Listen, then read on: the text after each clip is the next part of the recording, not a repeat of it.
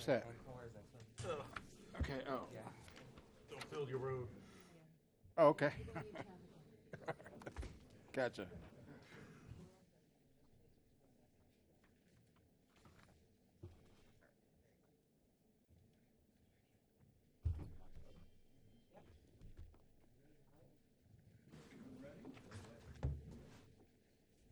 Good morning. This is the Palm Beach County Planning Commission meeting for Friday, June 12th, 2026. Welcome, everyone. We will call this meeting to order at 9:01 a.m. Precious, will you please call the roll? Cara Erin Ferris. Present. Rafael Clemente. Present. Rosie Matos. Present.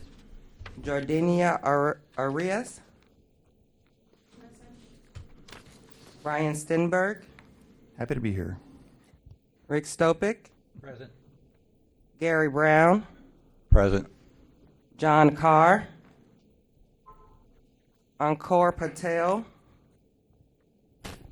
Stephen Basor. Present. Denise William. Cedric Thomas. Here. We have quorum. Thank you, Precious. Please stand with me for the Pledge of Allegiance.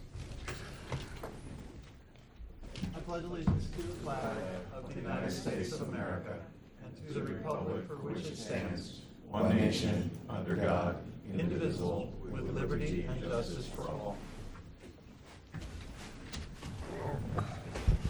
Thank you. Do we have proof of publication? Good morning, Chair Stenberg.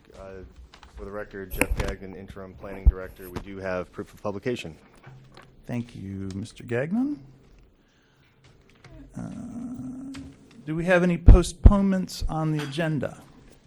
We do not have postponements today. I did want to make note of the fact that we do have a new board member joining us, Aaron Halliburton, who's down to my left. So we thank him for volunteering to serve on the board.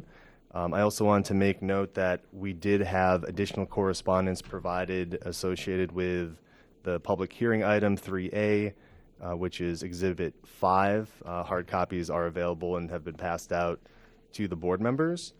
And I believe that's all I have at this time. Thank you. Thank you. At this point, Mr. Gagnon, would we, so we don't have a vice chair at the moment. I would like to appoint a vice chair. Sure. How could we do that? At the pleasure of the chair, if you want to seek nomination, you can open up the floor for nominations for vice chair for this meeting. Okay, can I make a nomination? Certainly. Okay, well, I'd like to open the floor up for nominations of a vice chair. Yeah. Are there any nominations for a vice chair? Yes, sir. I'd like to nominate Raphael. Are there any other nominations? Is there a second to that nomination? I'll second Raphael. Okay. All in favor, please say aye. Aye. All opposed? Congratulations, Raphael. You are the vice chair. He didn't even get a chance to accept or decline. Do you accept? You're in. I'm happy I was at least here to, Excellent. Thanks. Moving on. So can I have a motion now to approve the agenda for today? I move approval of the agenda. Motion by Raphael. Second, please. Second. Okay. All in favor, please say aye. Aye. Any opposed? The motion passes. So, do we have a motion to approve the minutes from the last meeting, which was May 8th? I would move to approve the minutes. I would move to approve the minutes from May I'll 8th. second it. Okay, I got motions and seconds. Thank you. All in favor, please say aye. Aye. Any opposed? The motion passes. Okay, now, next up we have comments by the public. We have a pile of cards, These are all, but they're all related to the agenda. Correct. So we can hold off on those unless there are any other comments. make sure. Yeah, we're double checking, right? Okay. Yeah, these are all on 3A1. Okay, I have no comments. So we go on to the public hearing. This is item number 3, round 26-B2, county-initiated amendment, the North Lake Boulevard West TIM. Planning staff, we'd like to hear from you, please. Thank you, Chair. So I'd like to introduce Jorge Perez, Senior Planner with the Planning Division, to do a presentation for the board. Also want to, for the record, announce that David Ricks, County Engineer, is present as well to help field any questions that may arise. So thank you. Thank you. Good morning. For the record, my name is Jorge Perez with the Planning Division. This is the North Lake Boulevard West TIM amendment. This amendment is back for review per BCC direction. This amendment would modify the TIM to widen the roadway right-of-way for a segment between the western edge of the Palm Beach Gardens Sand Hill Crane Municipal Golf Course and North State Road 7 from 120 feet to 140 feet to accommodate 8 future travel lanes. Previously, the Planning Commission recommended approval with a 14-0 vote in 2021 and again in 2023 with an 8-1 vote. The BCC, however, denied the transmittal in 2023. The concerns expressed by the speakers including representatives for Palm Beach Gardens and West Palm Beach at the 2023 BCC hearing included traffic safety, effects on turn lanes, and potential impacts to the Grassy Waters Preserve. What is the TIM? The Thoroughfare Right-of-Way Identification Map. This map is adopted as part of the comprehensive plan. It's a long-range planning tool identifying the network of roadways required to meet future traffic demands. It depicts major roadways maintained by the state, county, and local jurisdictions. The map was developed by the county in the 1980s and is amended from time to time. It is a long-range tool to paint a clear picture for residents, developers, and local jurisdictions for what to expect and preserve the right-of-way for the future. Now, this segment has been to several hearings before. It was originally identified in 1989 in the comp plan as a 120-foot right-of-way. In 1992, it was increased partly to 180 feet and partly to 240 feet to accommodate drainage and design.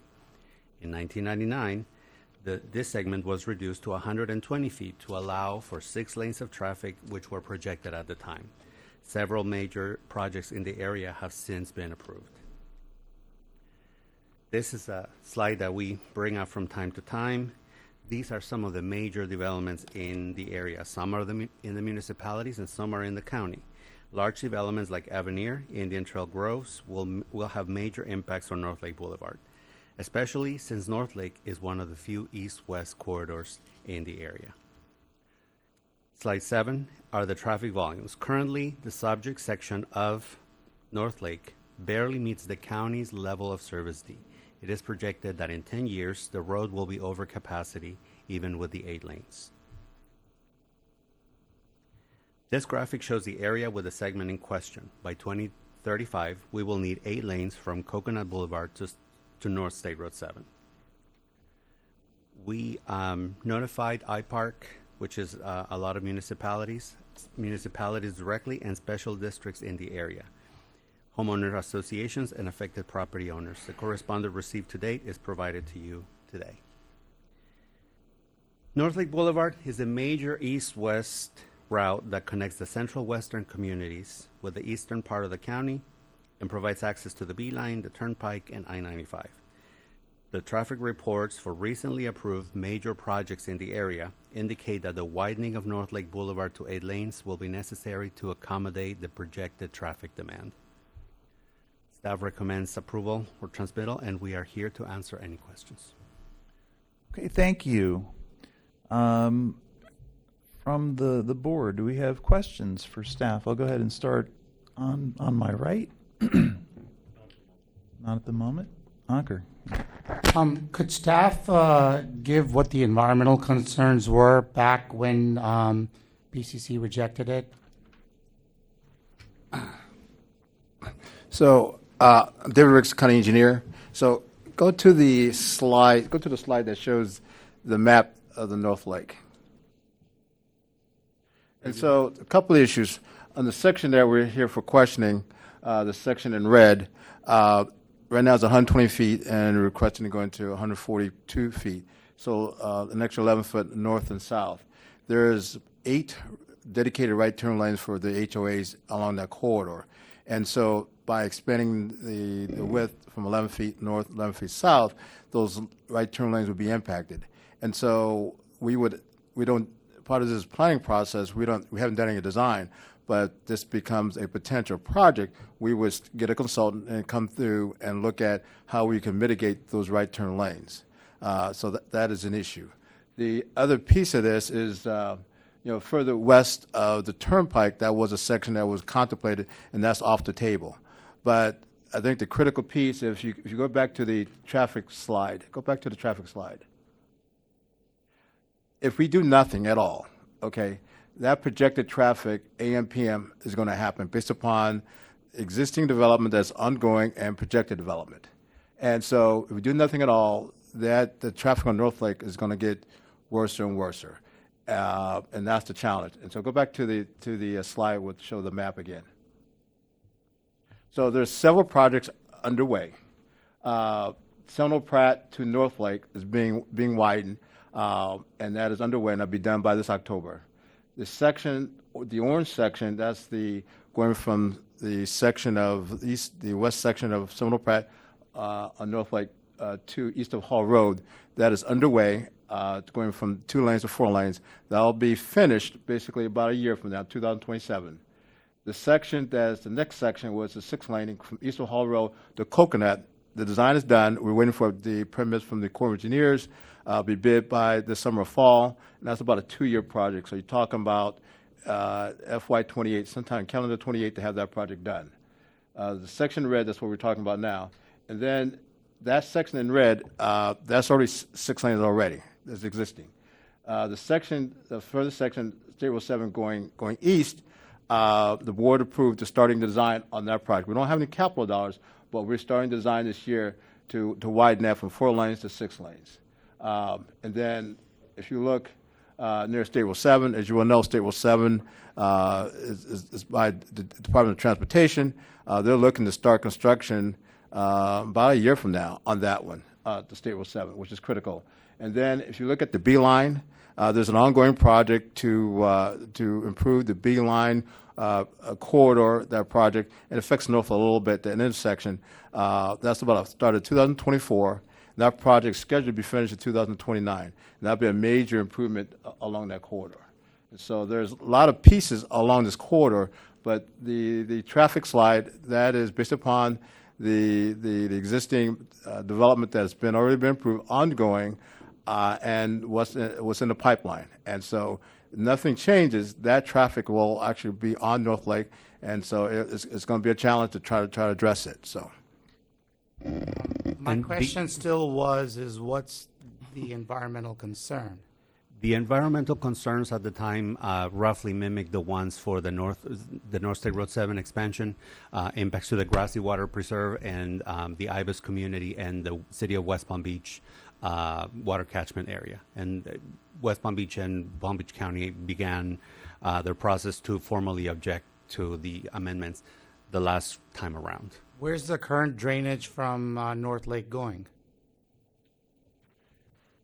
There is drainage ponds along that corridor that provides drainage for that section of the road itself, and so so that's where the current drainage goes right now. There's just like the section from Seminole Pratt to east of Hall Road. We've basically developed drainage ponds, stormwater ponds along that corridor to handle that extra drainage. The same thing along the section from east of Hall Road to Coconut. There will be storage ponds be developed along that corridor to handle that drainage. Do you have an idea for this, if this expansion was to get approved, where the drainage for this would go, the extra lanes? We had to go through a design process to look at that, to make sure we meet all the environmental requirements. And so this is just, from my standpoint, a planning conversation to look at what the future needs are. But if it becomes a future project, then you would hire a consultant to look at all those issues and make sure they're addressed before you put a shovel in the ground. All right, thank you.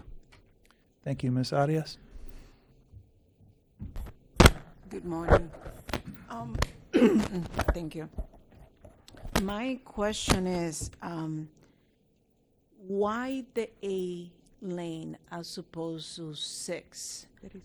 Having 6, would that not have less of an effect on the turning lanes, which is one of the main objections that were there? Yeah, so go back to the traffic slide. Okay, so the issue is that you can keep it at 6 lanes, but eventually with the amount of growing development, growing traffic, that 6 lanes is going to be at capacity. And so depending upon what the community wants to do, if you want to live with congestion, then we just keep it at 6 lanes. But if you want basically more throughput, then there's a potential take a looking at this future concept. So it's really a community conversation in terms of what they want long-term wise along that corridor. Understood. The reason why I ask Right. is because all the other constructions that are taking place, none of them has been pushed to the A. All the other ones were being increased to a 4 lane, or if I'm not mistaken, I think the Right. last one I heard was the 6. So Right. why in this particular area 8 and not 6? Well, because with you have several basically developments along that corridor and also signals along that corridor that the capacity of that segment are being impacted. And so if you had nothing along that corridor in terms of people coming in and out, then 6 lane would be more than appropriate. But because of all the development in terms of the different communities and also commercial, it affects the capacity of that 6 lanes. And so that's why, go to the slide, go to the traffic slide. The section of State Road 7 going east that we're starting got money for design, that's only going to be 6 lanes because there's nothing along that corridor to interrupt the traffic. So you have more capacity from that standpoint. If that section that we're talking about for this proposal had nothing along that corridor in terms of people coming in and out of that on the side roads, yeah, 6 lanes would be more than enough. But based upon looking at the traffic projections, we think this is a potential need, and so we can leave it at 6 because right now it's 6 lanes right now. But by 2035, it's going to be a challenge to say the least. Thank you. Ms. Matos. Ms. Matos, you have a question? Yes, I don't have a question. I have a comment. I think we can save that for discussion afterwards. Mr. Clemente. No questions, but comments for later. Mr. Stopek. No questions at the moment. Thank you, Chair. Ms. Irwin Ferris. Yes, looking at this map or picture, so you're proposing to go 6 lanes, shrink to, or go out to 8 lanes, shrink back to 6 lanes, shrink to 4 lanes. How are you managing the traffic merging? I mean, that's an issue really when you're navigating a road like North Lake Boulevard. I mean, I travel this road almost every day, and I mean, it's nice when it widens, but when it constricts, it seems a weird location to just go out to 8. Well, I mean, it's not going to be like a point on the map. All of a sudden it goes from 8 to 6. There'll be a transition period. Right. And so this is done all over the place in terms of going from wider lanes to narrow lanes and back to wider lanes. And so there'll be a technical analysis in terms of how to make that transition work. So it's done in other large locations where you have major traffic corridors, so it's doable. Yeah. But you raise a valid point, but that will be done during the design process if it becomes a future project, how to make that. But it wouldn't be like you're going from 8 and all of a sudden, well, 2 feet later you're going to 6. No, that would be tragic.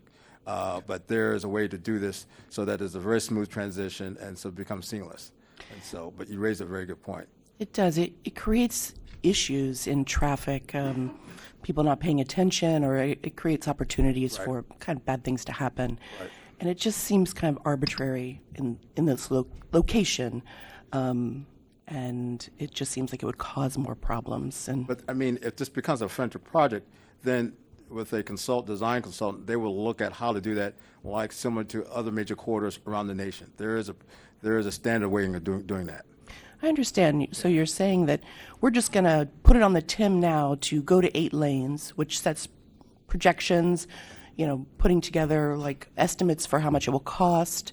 And when you hire these people, they look at what are the impacts of taking the private property, how much that will cost, reducing landscape buffers, taking away parking, possibly in commercial areas. I mean, you're severely impacting the character, and I can see this when I drive through locations in Palm Beach County. Haverhill Boulevard, Forest Hill Boulevard. You can see communities that the walls are right up against where somebody probably had a nice yard at one point and now they've lost 10 feet, maybe 20 feet. Commercial projects losing parking, losing landscaping. It really takes away from the character. Have you thought about maybe just trying to see what happens once you finalize these 6 lanings or these improvements that you're making? I know that you're using these projections or these traffic counts, and you're kind of like, this is going to be terrible in 2035. But we haven't even got to the point to see how things will flow or how things will work at 6 lanes. It just seems like you're putting the cart before the horse, and you're spending a lot of money to do something that maybe once we get all the improvements done, and you're looking at all these numbers while all these improvements are going on, sometimes the cones, the situations make traffic so much worse. Why can't you wait to see how the current widenings will allow for traffic to flow? You raised some very good points. This is a planning document. It doesn't indicate when the actual widening will happen. Right. Okay. All it is putting basically a concept from a board of commissioners potential that potential money could be approved for a more a preliminary design. But this is just a planning document. There is also a lot of roads on the TIM that we have not done any concepts on. It's on the TIM map as a potential road widening. Now, if traffic gets to a point where that needs to be looked at, we will look at those other concepts. And so so the projection says 2035. And so we're not going to say, I'm not saying that we're going to tomorrow or whatever that is, or the next year we're going to start design on this. I wouldn't propose that. I would basically wait till we get to a certain point, and the traffic gets to a certain point, then I would make a recommendation. We need to start the planning process so we can take a look at this. And but if this is not added as a potential concept, then nothing will happen. And so it's kind of like chicken and the egg concept. But you have raised some valid points. All those items in terms of concerns needs to be addressed if dollars are being allocated to do a potential concept design, laying out this drawing.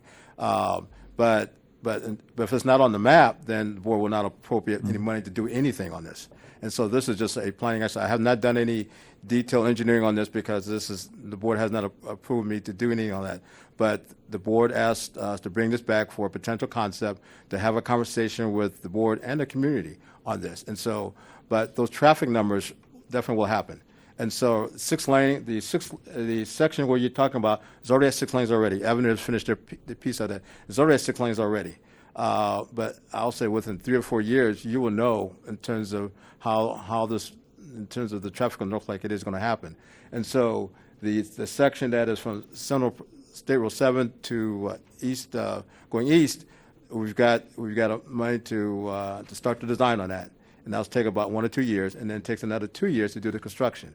And so that's going to happen, 2 to 4 years in terms of laying that out. So the challenge is that if you look at the whole area, you got Westlake, you got Avenir, you got Arden, you got all the communities in that area, and looking at what is on the books for potential traffic, you want to do some planning ahead of time instead of waiting to become a crisis. And then, with construction and everything, it takes a while to start the design. It takes a while to start to do the construction. And so the question is, do we want to plan for the future or wait till it happens and then try to square around as an emergency, trying to make it work? And so this is just a planning exercise. I know there's a lot of concerns. I don't disagree with that. But this is just kind of put a concept on the books so that if traffic is to a point where it becomes a community concern, then we could take the next step. Let's do a detailed document that lays out all those concerns and issues and make sure they're addressed before you put a shovel in the ground. So that's my comment on that. Thank you. Mr. Brasseur? No questions. Thank you. Mr. Thomas? No questions either. And Mr. Brown? Yes, I'd like to refer to the document the board was given. There's a page, I think page 6, item 6, there's a table there that we looked at. They could bring that up. So while they're getting that up, let me ask you a question, sir.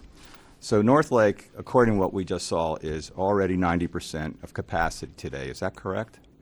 Pretty much, but there's certain sections that haven't been built out yet. Go ahead. All right. Well, I'm just looking if they could bring that It goes page 6. not on here, the page 6 that we were given, the document. Yeah, if you go page 6, there's a table there on item 6. That's one. If you could blow that up, that would be great. Okay. Because I'm just looking at what you gave us. Right. All right, so that basically says that .90, which is 90%. Even with the 8 lanes, according to projection there, it says, on the next below, it says 1.21 VC, which is volume capacity. Is that correct? And that's for Correct. 2035? That's correct. Okay. So that means the road remains over capacity, correct? Based upon future growth, yes. So this widening requires a right-of-way, which we said may impact the environmental resource management. That might happen. Is that correct? Say again now? The widening requires an additional right-of-way, which may impact the ERM land. Would that be a Potentially. correct statement? Okay. Potentially. So some existing turn lanes, as I think we just discovered, Right. they would have to be removed, and that may cause a safety issue. Is that a correct assumption? Well, there's other ways to mitigate that. I mean, if the HOAs actually want to give us additional right-of-way in their area to still retain their turn lanes, that's a potential opportunity. Okay. So- And as the other gentleman just said to us, because I'm new to this, it basically said that just a little while ago, he said that I guess the board proposal was rejected in 23. Correct. Okay. So last question. So this is like a $36 million project, and we might have to give up protected lands on a land that your own data says that will still be over capacity the day it opens in 2035. So I just can't get my head around that. Maybe you could explain that to me. Well, let's go back to the preposition that you do nothing at all. If you do nothing at all, and you look at the capacity of the 6th laning right now, so it may be slow now, but it'd be almost basically very tremendous impact without doing anything at all. And so it's really from a community standpoint, what do they want the future of North Lake to look at? All I'm presenting, basically, we know what the projections are going to be, and traffic is coming because of based upon the development. So that is a fact. And the question is, do you want to have some level of capacity to handle the traffic, or do you want to just be where you're at today and just work around alternatives, basically taking alternatives, driving other road pieces to get around outside North Lake? Now, the Palm Beach Garden is working with Avenir. They're doing an extension of Coconut all the way to Beeline. That's going to be done by January. That's an alternative. You also got State Road 7 that hopefully that get under construction by next year. That's an alternative. And then you got the Beeline work, which is going to be done by 2029. So the alternative, but the numbers on the traffic is going to happen. And so the question is, does the community wants to live with more congestion and having basically a challenge to move along North Lake, or do you want to have some capacity? And so that's a community conversation. So so it's not going to happen today, but based upon these numbers, by 2035, there's going to be some challenges there. And so a lot of these projects, like I said on the board on that screen, are in process. And so by 2035, it's going to be a wholly different picture. But the numbers are all these different developments that we got projected really happen, and all these cars come. It's going to be a challenge, to say the least. So do we want to plan for the future, or do we want to wait till till it becomes an emergency. So that's my challenge. I don't envy it because you're not in a position I would really want to be in, because it already says it's going to be over capacity even with the 8 lanes. So I guess the whole thing is maybe this is something that needs to be further developed before brought before us, because right now it doesn't look like it fixes anything. It's just kicking the can down the road, and you're going to have the same problem, and in 35, people are going to say, well, what do we do now? Can't go out to 10 lanes. I mean, how far are you going to go? And the people in the community are impacted. So there's a lot of ifs that I'm hearing. I guess I'm looking for more specifics. And again, I don't envy your position. I respect it, but I don't see a solution. Maybe you can, later on you'll have some. But thank you. Yeah. Mr. Stopek had a question. Sure. Yeah, I did. Thank you, Chair. I've got some comments that I'll save for the discussion point, but my question is regards to with fire rescue, and have they weighed in on this? Because with all of the development that's gone out there, you've got transit issues to the medical centers, which are basically east. To get anywhere near St. Mary's, to get anywhere near Gardens, anywhere near Jupiter Hospital, I know you've got some freestanding facilities out west. Correct. And you got Palms West. Do you have data on the transport times, 6 lane versus 8 lane, or anything at all that fire rescue has chimed in on that you can share? It's a very good question. I don't have that data, but if it becomes, it goes to the board for further consideration, I'll gather that. But that's a very, very excellent point. Thanks, David. Are there any questions? I heard a little bit of... No. No? Okay, I have a question. How does this jive with the county-wide transportation master plan process? So it's part of the data, okay? And so they're looking at this as a potential concept, and now the county-wide master transportation plan is not going to say do this or do that, but it say here are some quarters you need to look at for potential capacity. And so the timing of this is really good to have this conversation at the same time as we're doing the county-wide plan. And so, and this is one of the quarters they're definitely looking at for what the future should be. And so they're not mandating that we go 6 lane or 8 lanes. They say that this quarter should be addressed in terms of capacity needs. So what I'm hearing is that what we'd be voting on is whether to set aside right-of-way for the potential of widening. It may or may not happen depending on what the community ends up saying and what the CTMP may suggest and other things. that's correct. And so I think the key thing is I understand when people see plans on paper that it's going to happen tomorrow. This is again, this is a planning exercise to kind of lay out what the future should be. But I try to key that based upon the numbers, we do nothing today. The development numbers and the traffic numbers are going to happen by 2035. So the question is, do you want to stay status quo and just kind of wait till it becomes an emergency, or do we want to have some potential future thought? Now, there needs to be, I absolutely agree, there needs to be some type of detailed analysis from some design, lay out all those environmental concerns and right turn concerns. That can be addressed with having a consultant that look at that level of detail. But for today, for your consideration, it's just a planning document, and to have the board further consider. But yeah, to have those environmental concerns and the I'll say the HOA concerns in terms of the buffer and the right turn lanes needs to be done through a detailed analysis, and the board could, if they want to consider that, have that done and that doesn't mean you put a shovel in the ground. It means that you have something that the community could take a look at and say, okay, now here's the hard facts. This is what we can live with or we cannot live with. But at least that has something for a community conversation to take a look at in terms of what they want that quarter to look at. But if we do nothing today, by 2035, it's just like the gentleman said, it's going to be a challenge to say the least. Thank you. Planning Director, do you have some input? Yeah, thank you, Chair. So I just want to put on the record that I'm sure most of you are aware, but some may not be aware, the Planning Commission is an advisory board to the BCC. So any recommendations that the board would like to provide to the board, they'll take that into consideration. However, this is a county-initiated item, so there's really no requirement for the board to take any action if that's their choice. So Even though we're going through this exercise today, there's no requirement or mandate for them to take future action. They can take all the board's comments and the public comments that we'll hear shortly, I'm sure, into consideration as far as what approach they want to take into the future, but there's nothing that requires them to take action one way or the other on this item. Okay, great.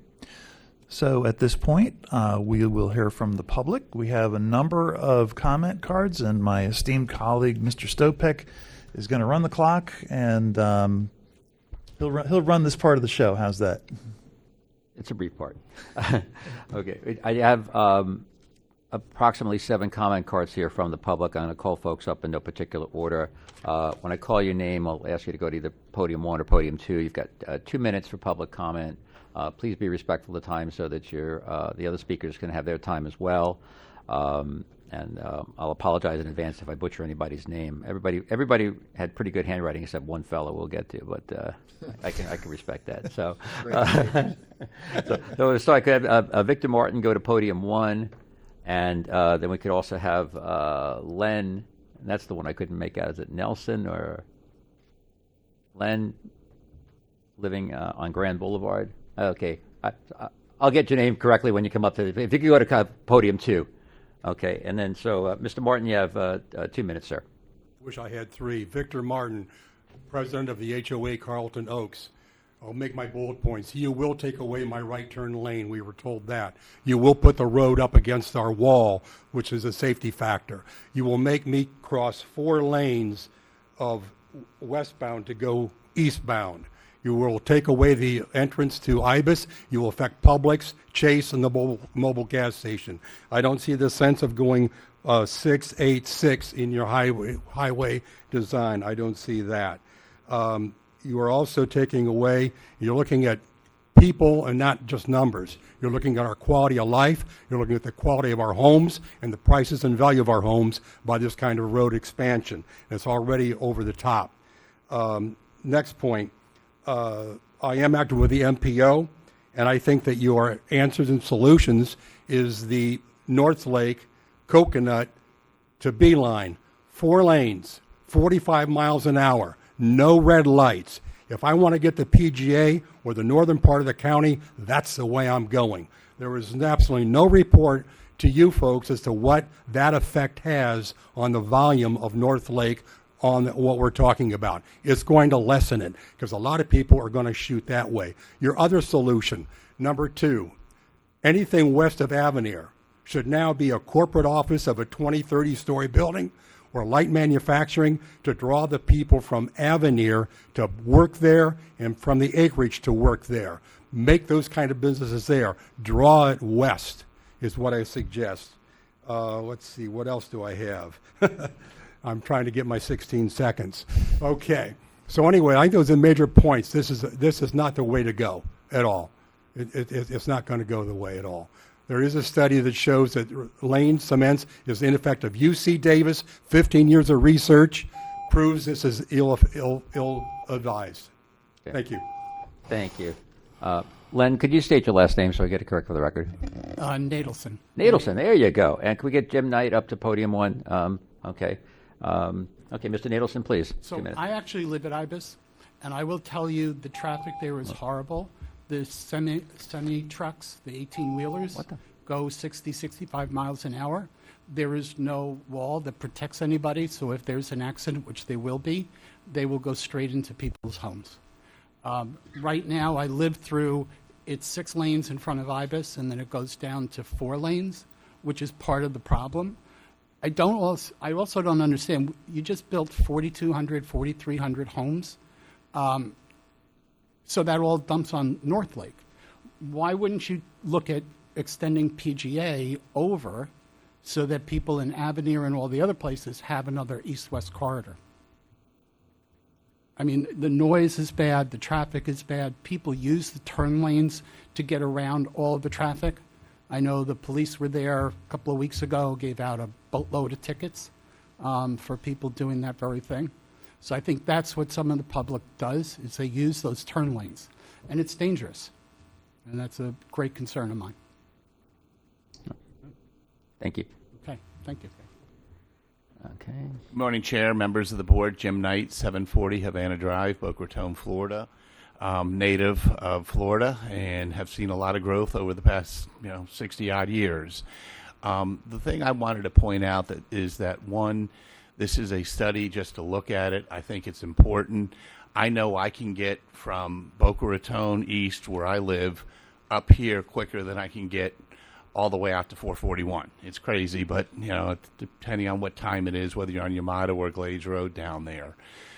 So I do think it's important to look at this, to explore and find out what the best scenario is to move the traffic.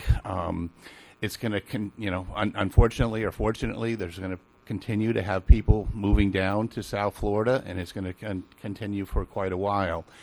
And we really are going to have to, at some point, come up with some kind of alternative modes of transportation. I sit on the Citizens Advisory Committee for the MPO, and they're looking at that right now and studying and so forth. And so we did have a TIM down in the south part of the county that they took off the roadway plan map, so forth, at the request of some of the residents, and those same residents are now saying, well, wow, I wish it stayed on it, and so forth. So I think it's important to look at that. And then the one question I had was just if someone could update where 441 stands with the widening of that that's been promised for 20 years. And the final thing was that Atlantic Avenue, we're finally getting it widened down in the south part of the county. Should have been done 15 years ago. If someone could answer the question about just if it's possible to do that, just about 441 status. Thank you. We'll ask that of staff after when we get to discussion. Okay, thank you. We have Joanne Scaria to podium 1 and Janet Silverstein to podium 2.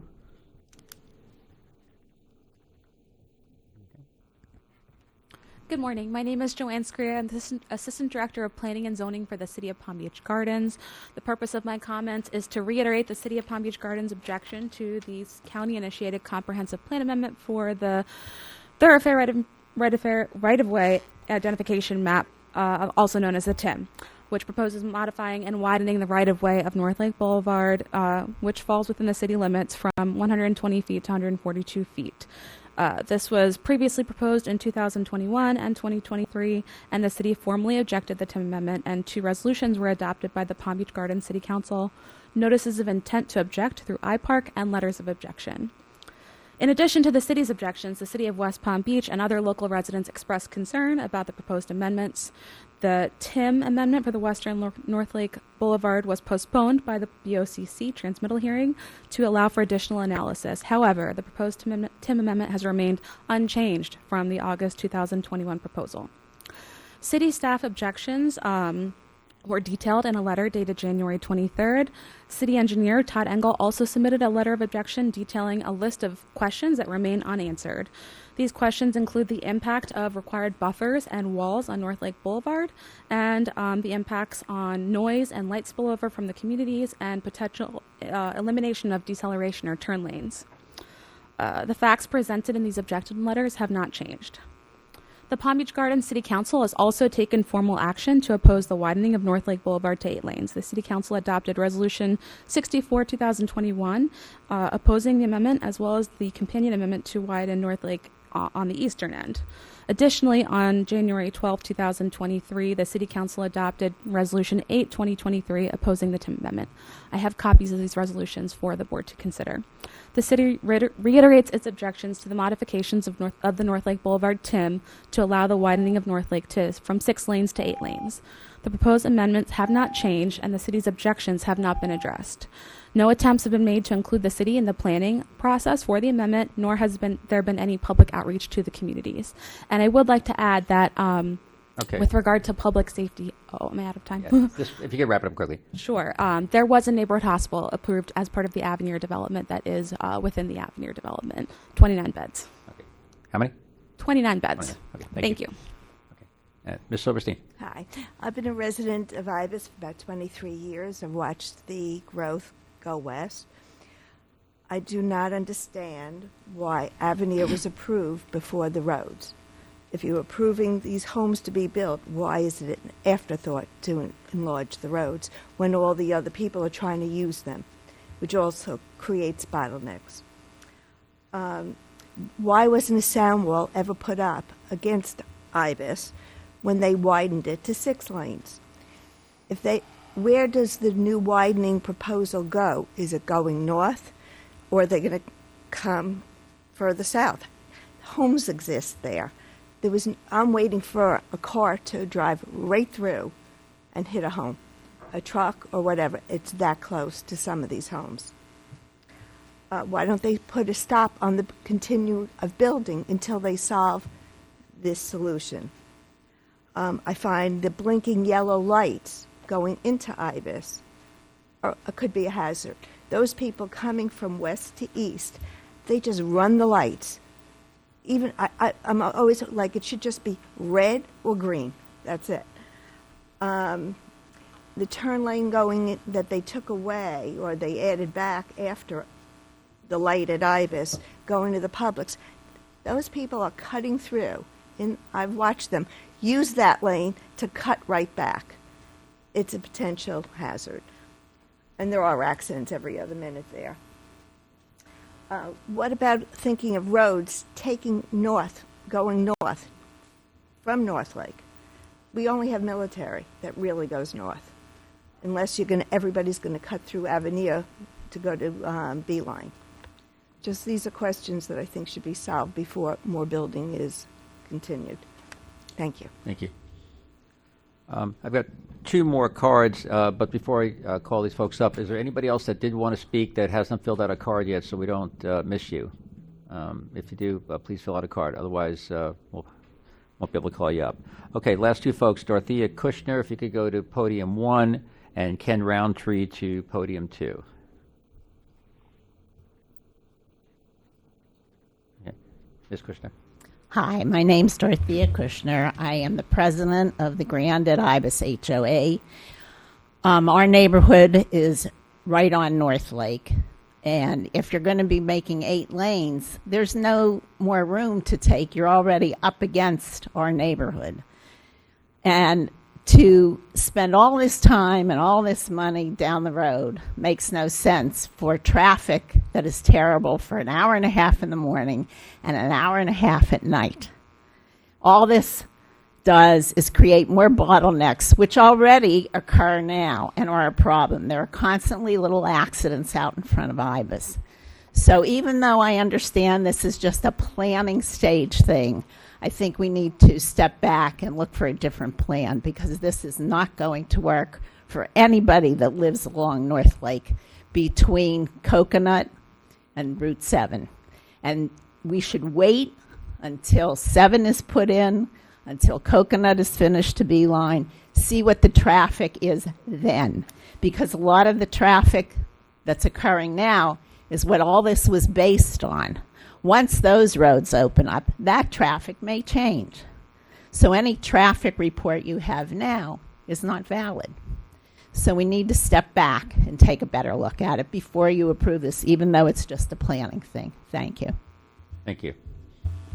Okay, and last speaker this morning, Ken Roundtree. Thank you very much. Ken Roundtree, 9710 Osprey Isles Boulevard. Hence, I live in Osprey Isles. I keep hearing the word challenge throughout the whole presentation, and the county engineer kept saying it's going to be a challenge in 2035. For those of you that travel North Lake every day, every morning, it's a challenge now just to get out of the neighborhood. It is horror. The current plan to come out of Osprey Isles Boulevard, it violates every site distance clear zone that I ever was brought up with. I've been in government for 40 years, so I understand all the planning, the standards, the MUTC manual. It's a challenge. So all I ask is several things, and it's already, I concur with everything that everybody's already said. I oppose it based on what I know now, and I knew back in 21 and 23 and 15, all this time. Wait for the current projects that are in development to be done before we assess the traffic. For the life of me, I'll never understand why we go from 4 to 6 to 8 to 6 to 4 to 6. It's a challenge now with it going down from 4 to 2 in front of Ibis. That's where a lot of accidents are happening. It's constant. It's every day. And we consider it a blessing when there's not an accident out there a day.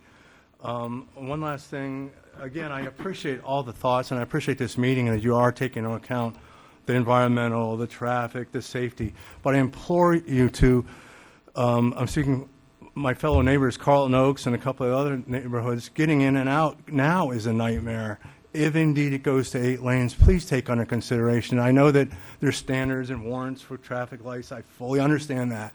But I just plead with you, be safe, plan for safety, because again, getting out of there now, I won't beat a dead horse, but it's getting out of Osprey Isles, we have to travel 3 lanes, and there's a turn lane going into the community south of us, so that's actually 4 lanes.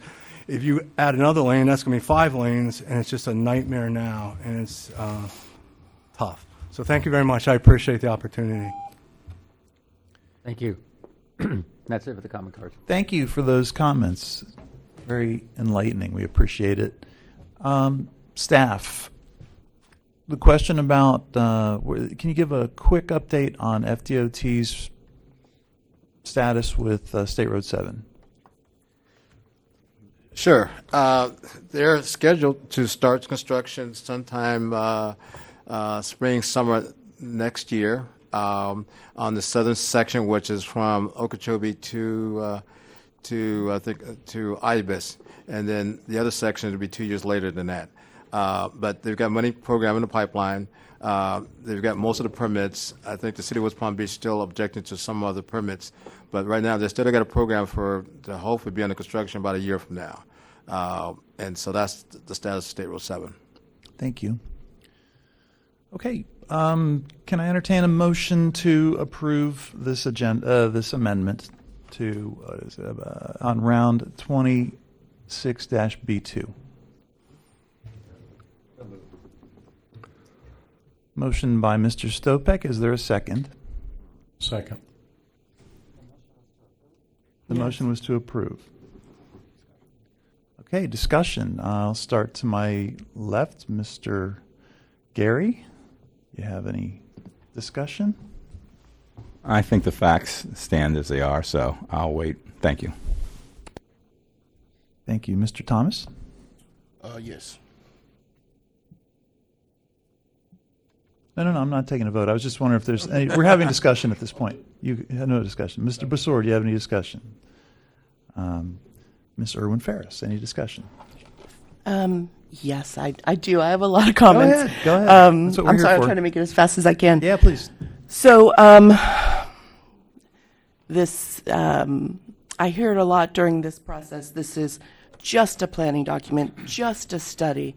No, your comprehensive plan, which you are amending, is the law. It's like kind of the basis of what your community, how your community develops. It's a foot in the door. It's not just a study. It's not just a plan. It's your document for your community and your development. And it has all of these different elements which it looks at. It does have a transportation element. That's one element. And you're looking at these projections, and you kind of have this doom and gloom concept or idea. And one gentleman who came up that made a comment about how when you keep widening the roads, eventually you have so much negative effect on the local communities, and it starts to reduce the impacts for allowing traffic to move. When I was working for the city of Green Acres or on the MPO, TPA, now MPO again, you would go to Broward County or Dade County, they would have these workshops and they would talk about lessons they have learned in kind of following these count generations, just widen, build, turnarounds and loops. And they were just saying that these are the things we wish we had done, that these things just stop working. And I never saw Palm Beach County engineering staff at any of these events. I never saw, planning staff at these events. This is communities to the south of us who've already been through a lot of this kind of like Western development. And it seems like you kind of hold very tightly to these trip generations, and you kind of forget the impacts you're having to your community and the character of the community and the people that live there. When I was first at Palm Beach Gardens, when they had the land divestiture for the lands that were owned by MacArthur, they were telling us the same thing about PGA Boulevard. Doom and gloom. You have to widen to 8, you have to widen to 10. And the biggest fear was that it was going to end up looking like Okeechobee Boulevard, which I'm proud to say it doesn't, because the city council that was there at the time had the fortitude to say no. They put a crawls in place. They said, let's see what happens. And the character of that community is, I feel, one of the best north-south or east-west corridors in the county, because they maintain the character of that community, and that's important. And a lot of times we would get into arguments at the TPA meetings between the engineers and the planners, and the engineers would say, what about the numbers? And the planners would say, but what about the people? And I think a lot of times traffic engineers don't take into account, they think that the numbers should rule. And I think they don't always, because in the end, PGA didn't need to be 8 lanes, even though they said the same kind of projections were there. Lake Worth Road, they widened it, and you had, they were deemed the most dangerous corridor in the county. People were dying crossing the street. And when you looked at the capacity of that road, it was almost double what was on the road. And people, we talked to the county or the county commissions about lowering the miles per hour. There are other things that you can do on a corridor to make it safer, to help traffic move. And it just seems that all you want to do is just widen. And I think community character is important. I think the environment is important, especially in this area. You have the water catchment area, you have some beautiful area out there, and you have a lot of preserve area out there.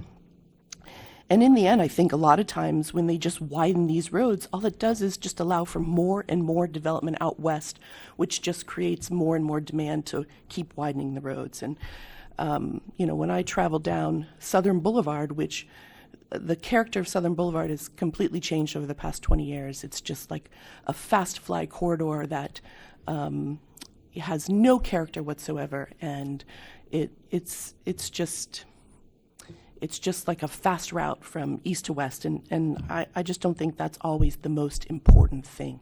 I think people can plan to get places, people can plan how they're going, what time they're going to leave and how they're going to get there.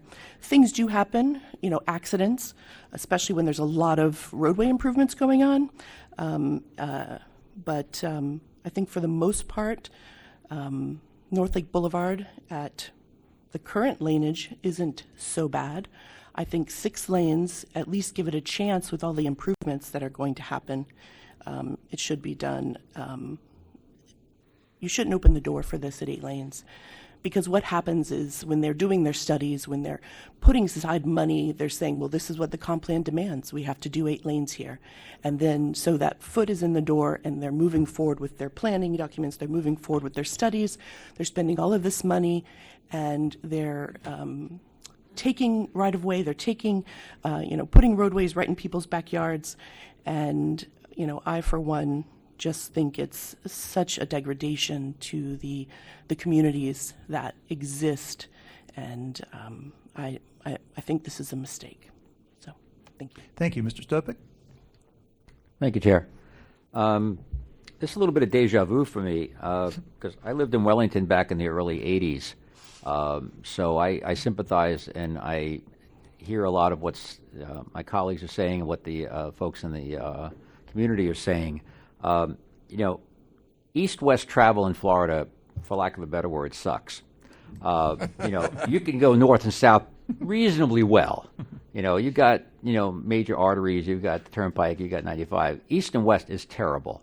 I remember, to your point, Southern Boulevard, when the True Value Hardware was out there and what have you, and I think it was maybe 1.5, 2 lanes in each direction. Now it's essentially a highway. Atlantic, I live in Delray now, so trust me, I live with Atlantic day in and day out. David and I have had many, many discussions about traffic lights. Haven't had one lately. Probably need to have another one. But so I hear all of what's saying, and my question earlier with regards to fire rescue is really, to me, a very important one, because unfortunately, the cart went before the horse here in a bad way with all the development out west. But it is what it is. Avenir exists. Westlake exists. It's only going to get worse. There is no place for development other than to go west. You can't go north, can't go south, and you certainly can't go east from where we are. So it's going to happen. I've been saying that for 30 years, that it's only a matter of time before the Glades is going to become the next big business center. We may not all be around for it, but it's going to happen at some point. So I just don't know what the solution is. Again, I just don't think we can put our heads in the sand, though, on the other hand, and not realize that this is going to happen in some fashion, and it would be inappropriate not to plan for it. So to have at least the discussions to plan for it, or at least start the discussions, I think is probably an appropriate thing to do. I know that might not sit well with folks, but I don't know that we can have any other alternative but to at least entertain the discussions, have the plans, and have further discussions and input from the community. I agree that there's going to be a whole lot of other roadway construction with regards to the north-south access with State Road 7. I don't know how much that's going to relieve it. I mean, we can't even get the last link of State Road 7 to go through, from the West Palm corridor. So that'll probably have some benefit, but then you're going to have a further discussion with that. Is 4 lanes, 6 lanes, 8 lanes on that? Look at State Road 7 down in the South County. It's very, very wide, and it's got a very, very high capacity, which is not being met yet. So I don't know what the answers are, but I also know that inaction is probably not the right answer. So to that extent, I'm probably going to have to vote to approve this, at least to begin the discussion phase. But I am sympathetic to everything I've heard today. I believe a lot of the points that were made are the same points that I would agree with regards to the traffic. But I am very concerned, though, for the folks that live in Ibis and out west with regards to transport times to the various hospitals. And I'm not talking about a 29-bed hospital going in. I'm talking about where you're going to want to go when you're in the back of an ambulance and get there in a real hurry.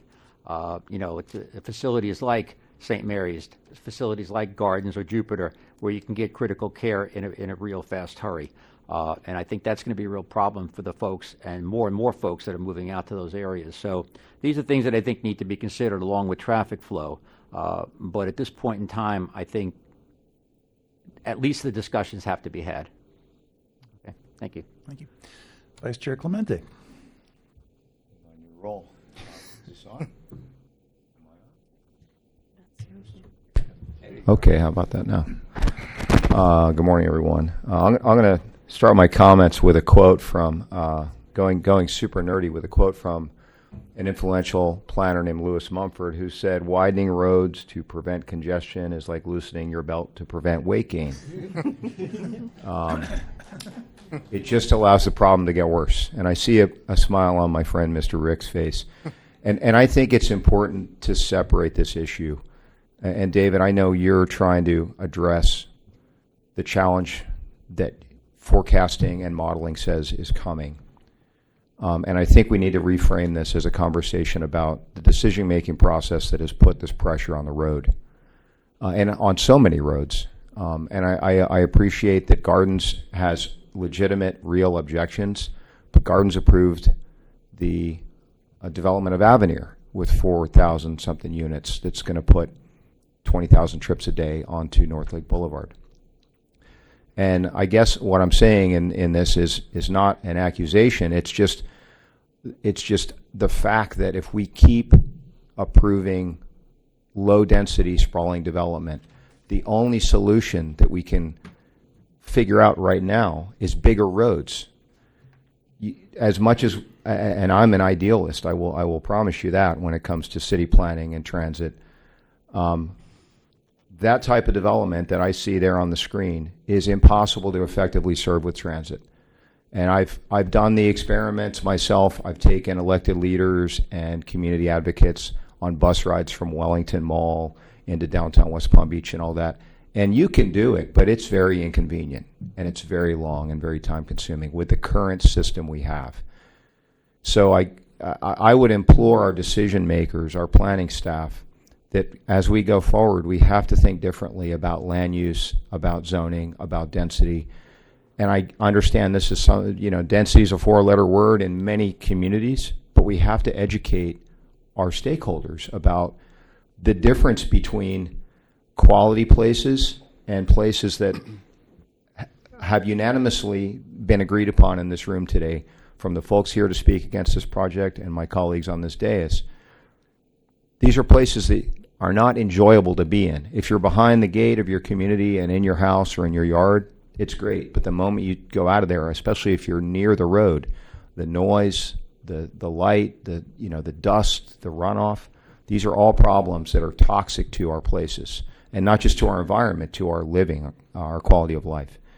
A little bit about the drainage concerns. West Palm Beach is on a surface water system, right? Meaning we don't rely entirely on groundwater wells. West Palm Beach relies on grassy waters.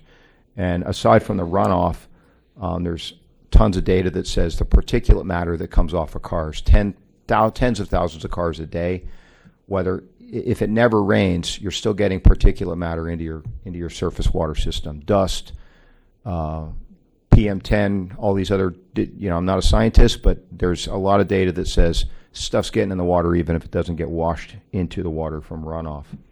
The concept, one of my colleagues brought up here about induced demand. That's a real thing. If we keep if we think we're fixing the problem with another 2 or 3 lanes, we fix it for a few years and then we get more development, and then Mr. Ricks is back in here fighting the fight. I see why you go to the gym so much, because you got to carry all this stuff, right? The weight of the world on you. But these are process challenges, and these are challenges that we need to address by policy. We're never going to address them with infrastructure. Thank you. Ms. Matos. Yes. As it is right now, there is going to be 4,000 homes that are building in Avenir. And every day I go through that road and I see the congestion that is happening there as it is right now. There is a safety issue also, not only now, but it will be in the future, based on the fact that there is a lot of congestion there. And I believe that there is a need to have the community review this, and to have the community have a say, the whole community, have a say in the planning in the future, so that the planning can happen and the people that live in that community are able to have quality of life and be able to move and go wherever they want to go in terms of driving to West Palm or driving everywhere where they need to go. Thank you. Ms. Arias. Thank you. I apologize. I'm not as familiar with everything like you guys are, and as eloquent. And my grandmother had a saying that that I hold very, very true to my heart, is that you shouldn't wait to be robbed to put locks on your door. And so the reality is that growth is happening, and it will continue to happen. And it will be irresponsible for us to look to the side. And I think that this, as bad as it is now an issue, it will worsen in the future. And so not having a conversation now will be very irresponsible, in my opinion. However, I cannot tell you that I know exactly how the residents of that area feels, because I do not need to cross 3 lanes in order to get out of my house. And these folks do. And so is safety now with 3 lanes or 6 lanes getting out of the house is an issue. It will definitely worsen having 8 lanes there. But not having the conversation again will not fix that problem. And so I'm inclined to say this is the time to have the conversation, hoping that when the changes take place, safety will be the primary objective in whatever the plannings are going to be. And so I know the data shows that it's going to be a lot worse. I don't think we need data. All we have to do is look around, open our eyes, and look and see everything that is being built and how it is now. And so I feel for you people that are in that area. I really do. But I think the conversation needs to take place now. I think we need to address it now. Thank you. Mr. Patel. Hi. I appreciate all the thoughts that people have come up. First of all, I appreciate you all coming because it takes a lot of time and energy and effort to be here and speak about these issues. The problem is real. It's currently there. I think it's going to be there in the future. Safety is, of course, going to be the number one issue. Environmental is a big issue. That's part of this.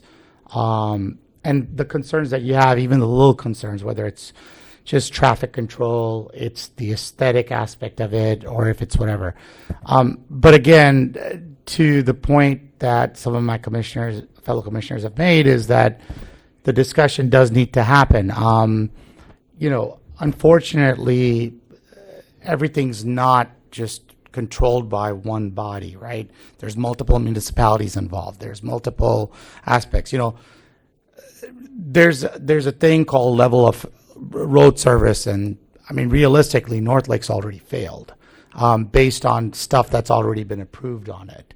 And as more annexation by municipalities happen, more projects are going to get approved, the development, and we can't predict on a county level what that's going to be, because county has designations for these lands and what they are. But as these annexations are happening and projects are getting approved, Avenir as an example, that predication is not happening. So the staff is being proactive by trying to create those conversations. I think my concern is that a lot of the information that is needed is not necessarily here right now. And I think the county commissioners will really have to look at that information, where it's environmental, it's safety, it's fire and rescue, it's police service. I mean, it's all of the above. There's, when you have different municipalities in the same area, there's an issue with even police service. How much is sheriff handling? How much is Gardens handling? How much is West Palm Beach handling? And whether they can service it. 911 call, by IBIS is going to go to a different dispatch as opposed to the one that is literally 500 meters to the west of it. So, there's a lot of things that are going to happen. There's a lot of things, and it has to be a uniform discussion that needs to happen, and the county commissioners can do it. We're not at the level we can do it. Only thing we can do is try to get this initiation going of this conversation to happen. I think, the commissioners are going to listen to all the comments that the public has made and all the comments we're making up here, and hopefully they're going to make a decision according to that. But for the decision to happen, I think I would want this discussion to go forward and to be part of this. And again, I know the municipalities have come out and they're voicing their concerns for this, but I think they also have to look at what developments and projects that they're approving and what type of level of service the infrastructure can handle, and whether these infrastructures are failed and what part they're involved in this. I mean, so it's imperative for everybody out here to understand that it's not just the county's problem. It is a combined problem with all the municipalities involved, all the different things involved, and this discussion needs to happen for it. And maybe this roadway discussion will lead to a broader discussion where there's workshops and every entity that's involved is there, and you can voice your concern to every entity, because a person that's in county cannot necessarily vote or complain about decisions in a municipality. It just won't affect it. So my standing is, yes, there's a lot of work that needs to be done, whether it's consultants, it's environmental, it's identifying drainage. I mean, there's a lot of integral parts of this, but I think the discussion needs to happen. We can't wait, because the reality is, and as Rick had talked about earlier, living in, I'm born here, St. Mary's, Okeechobee Boulevard, back when I was a kid, is very, very different than what it is today. And Indian Town Road, I live in Jupiter. From when I moved in '85, that's very different too. So, I mean, there's constant involvement that's happening. You know, us as planners have to really sit back and decide how are we going to really solve these things going forward. So maybe this is the solution, maybe it's not, but this is a great way to get that information to come in. So that's really where I'm coming from. Mr. Halliburton. Hey, how are you? So my first day on the job here, but just kind of concerned how we've been talking about this since 2021, and we still don't have fire data, police data, environmental studies.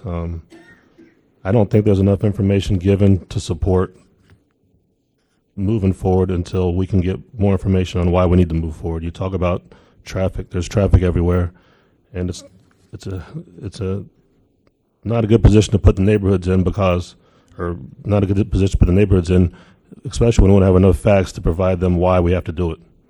6 lanes to 8 lanes. I mean, you're in traffic. If you're buying in a neighborhood that's going to be over there with the new 4,200 houses, you know you got traffic. So why are you going to hinder the neighborhoods that are already established by butting up the traffic to their backyard? So to end my summary up, I don't think there's enough information given to move forward.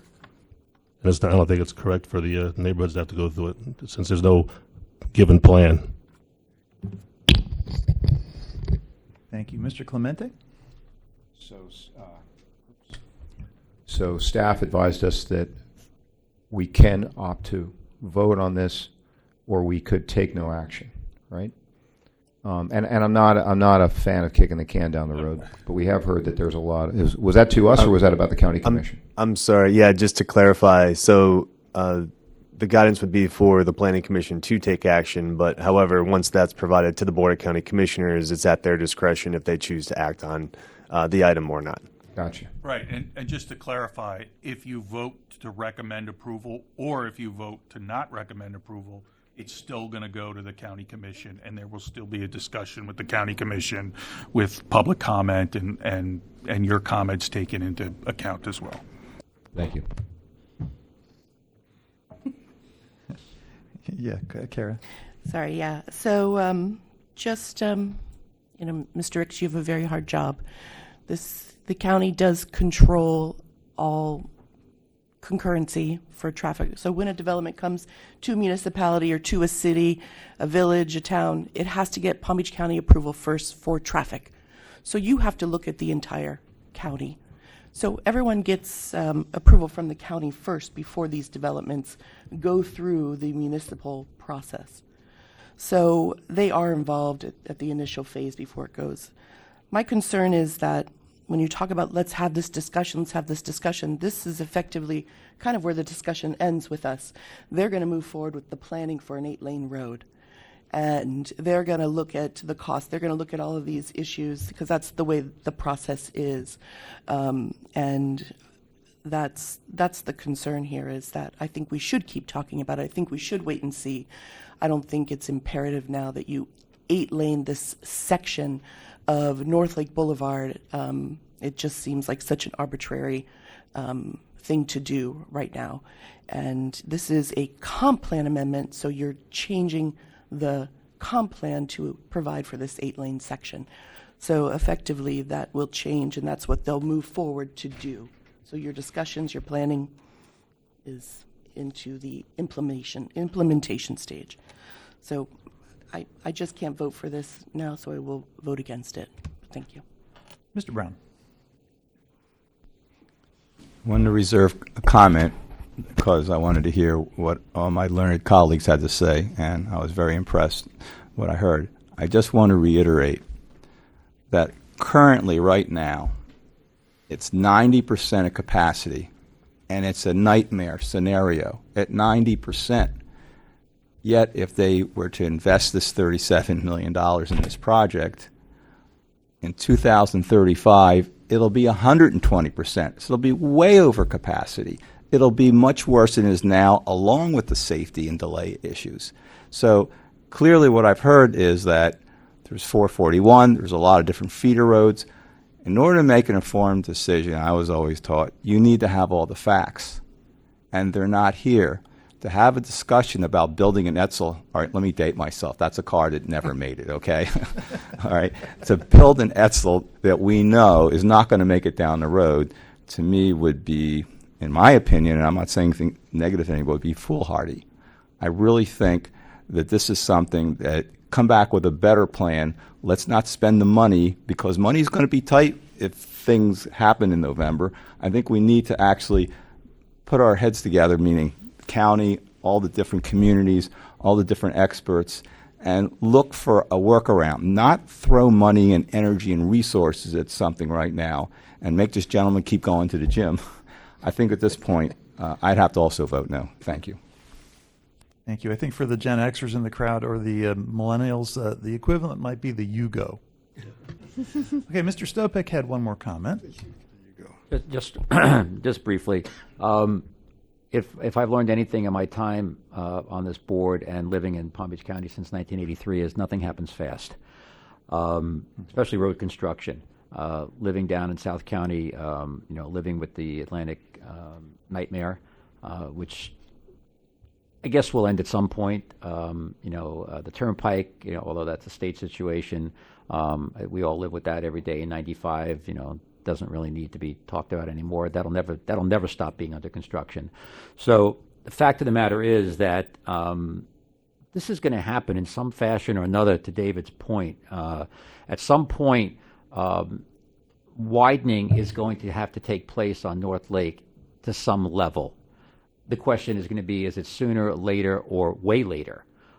Is it going to be an emergent situation, which again, an emergency road widening is sort of an oxymoron, from my observations, because it just can't happen all that quickly. So to my earlier comment, I just don't think we can put our heads in the sand and not have the discussions. Now, again, we're an advisory board, all right? We could tell the county commissioners to drop everything and build the road tomorrow. It doesn't matter. They're going to do what they do on their timeline. But having said that, once they go through the discussion phases, all the folks that were here today, and I would venture to say probably tenfold more, are going to make their opinions very clear to the BCC on multiple occasions, voicing all the concerns. And every speaker that came up today, every one of them had a valid point. And what I really appreciated was everyone had a different valid point. Sometimes these comment cards, the folks come up and they reiterate the same thing over and over. Each person that spoke today had individual perspectives, and they all made sense to me. And I appreciate that. And if I lived there, I would have the same concerns that they're having. And I've lived in those areas. Again, I lived in Wellington back in the 80s when it was literally a cow pasture. And there was, one Publix and no McDonald's. So I remember what it was like, way back in the dark ages. But I respect my colleagues on the dais, the different points of view. But all we're being asked to do today is to give a thumbs up or a thumbs down to have more discussion. And I don't see the negative side of that at this point. Having said that, I would reiterate that I'm going to vote to approve it just to get to the next level of discussion. Thank you. I have one question. One question, a clarification, Mr. Ricks. Does this amendment to increase the right-of-way include property land acquisition? It's a planning document, and so if the board elects to go in the next step and amend the TIM, there needs to be another conversation in terms of, well, let's give me direction to start the planning process, and that will involve a lot of partners and all the stakeholders along that process to look at how you would configure that roadway and see whether or not it's doable or not. And so before you actually put a shovel in the ground, there's be a whole lot of homework with the consultants and also with the stakeholders and also the board to lay this thing out, because this is a huge undertaking. But like I said, looking at that chart, if we do nothing now, by 2035, it's going to be horrendous, and you can't do that type of planning, just like Mr. Stopek indicated. You can't do that very quickly. You got to do this conscientiously. Yeah, North Lake is a challenge, to say the least. Remember, a year ago we had that 10-day closure with the because of that railroad track. And remember the planning on that? When we went out about a month ahead of time, everyone thought the world was going to end. But with all the partners, Palm Beach Gardens, Indian Trails, especially the sheriff department, they had 60 deputies out there for the whole week, and also the fire rescue, and we made it work. But we took time to plan it out and lay it all out, and of course the railroad, they worked around the clock to get it done. And so there's ways to get things done, but we got to be very engaged and be deliberate when we start this planning process. So, I understand the concerns. If I lived down there, it'd be the same thing. But we got to get the right people in the room with the right consultants to lay out technically how this is laid out, and then trying to work through the issues. Do I have all the answers? No. But what I wanted to convey is that if we do nothing now, in 10 years from now, this is what it's going to look like. The traffic will come. It's because just the planning, how things got developed with Avenue and everything else, it is what it is. And you laid the point from a planning standpoint. That's a whole nother issue. But I would concur, I would definitely wholeheartedly agree to that. If the board elects to, when they have this conversation in a couple months from now, that I would advocate that we start a planning process, a detail with an engineering study to lay this thing out, how we do that, before you put a shovel in the ground, before you get a hard design. But that needs to be done because just a lot of entities involved, stakeholders involved to lay this thing out. But even today, like all the speakers indicate, North Lake traffic is a challenge to say the least. And but that's just one engineer making a recommendation. Well, I'll say I am diametrically opposed to this type of project. I'll just say that. But Rick, your comments, I think, are exactly right, and that is because this like the policymakers have to face the music on this, right? And what's the estimate? What's the estimated cost on this? $37 million. $36 million today. Today. Yeah. Right, today. Right. So, I, as much as I don't agree with the project itself, this issue has to be grappled with, and I think the only way it gets grappled with are the folks above our heads having to wrestle with this and with the stakeholders who they represent, and with the fiscal responsibility of bad planning decisions. I'll just call it that. And I think it has to be dealt with. And whatever decision we make today, it's going to either perpetuate the not addressing it or accelerate addressing it. And for that reason, I will support moving it forward. But I'll throw in the caveat that I think it's a bitter pill for an illness that we have created ourselves. Ms. Arias. Thank you. And I concur with what he just said. And it took the thoughts right on my head. I don't love this plan at all. But we need to at least have a plan. And we need to at least have the conversation. Having a conversation 3 years from now, the situation is already going to be worsened. And the time, because the construction and the widening is going to happen. And it's going to be, it's needed, it's going to be needed. And it's needed now. And it's going to be so much more needed in the future.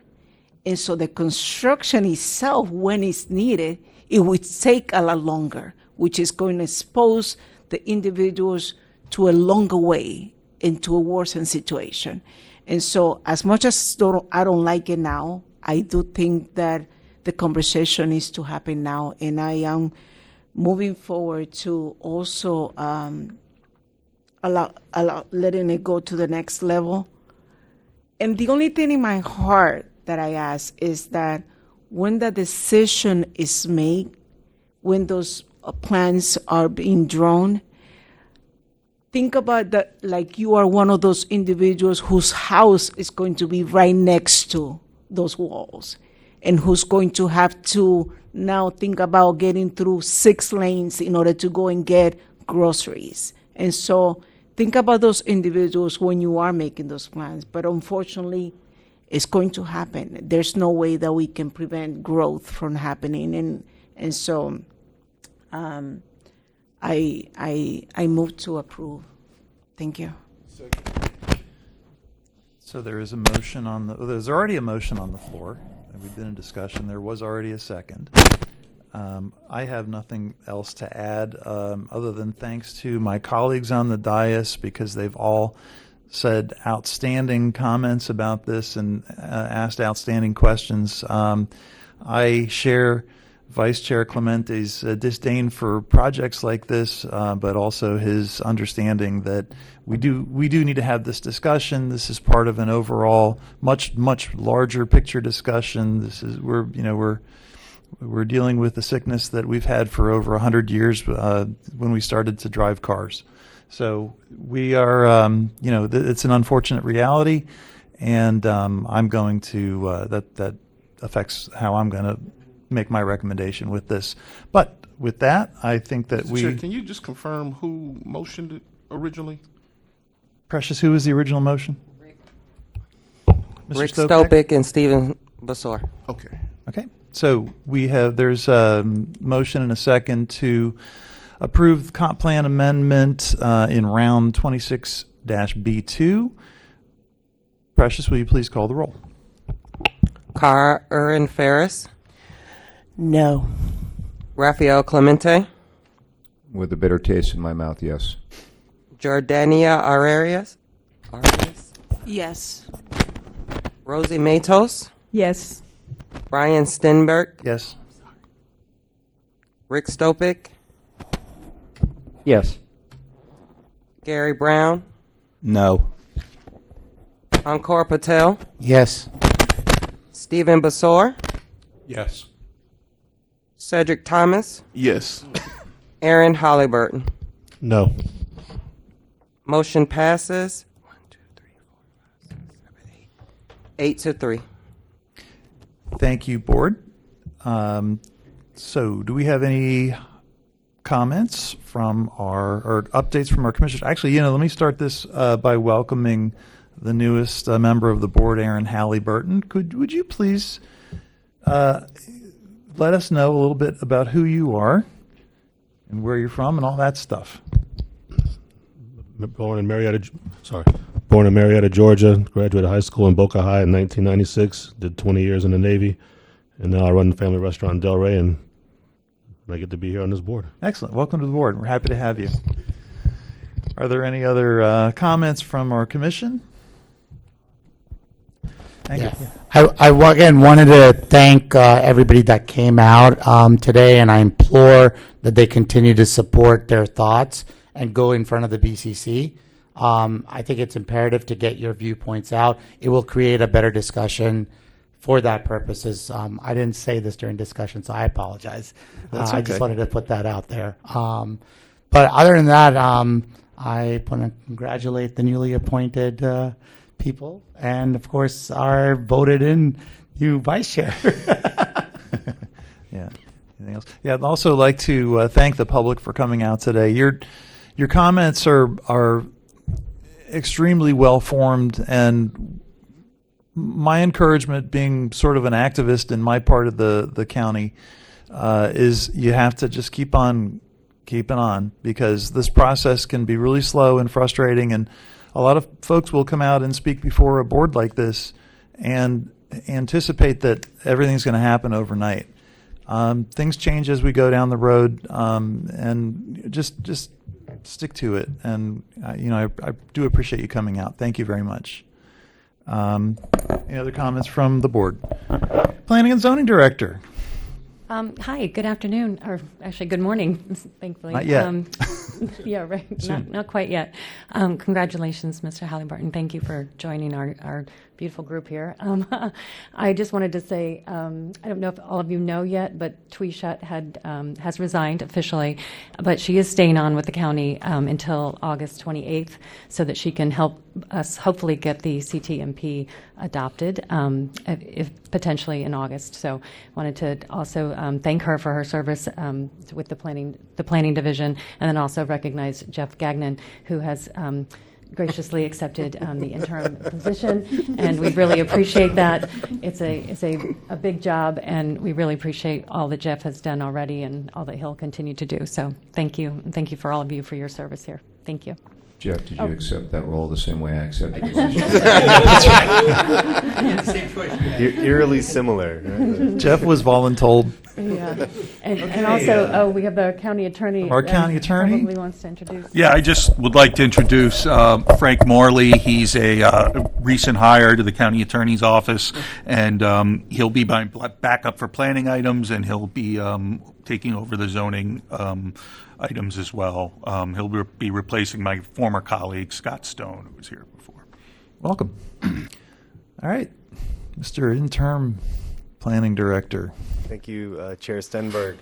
So I wanted to bookend the opening comment I made about the North Lake Boulevard West TIM amendment. So originally it was scheduled for BCC review on June 17th, and it will not be reviewed at that point in time. So there hasn't been a date determined at this point, but I just wanted to put that again on the record so everyone is aware it's not. It will not be discussed on June 17th at the BCC hearing. I also want to make note of the fact that our next Planning Commission meeting is scheduled for July 10th. And I just want to thank you all for your time and participation, both the board members and the general public that came out to participate. Thank you. All right, can I, yes, Mr. Clemente? I have a question with that, with those comments about the hearing of this item at the county commission, and not knowing exactly what is, I guess, protocol or advisable. And this is for staff or for our attorney. As a member of this board, is it acceptable or appropriate for any of us, speaking for myself at least, to speak before the county commission on issues like this? Yes, absolutely. You could come to the meeting when this is heard and give public comment. Sure, certainly. Well, I'll say that I will be at the meeting whenever this is scheduled to share my thoughts and to, I guess, reiterate the points that our stakeholders, our citizens have made in this meeting, because this is a policy issue much more than it is an infrastructure issue. So I think that if we can convey that more effectively, all of us, maybe we can start to move the needle on building better places and not having to grapple with these types of problems. Excellent. Can I have a motion to adjourn? A second? We're adjourned at 10:38. Thank you. Works for me. All right.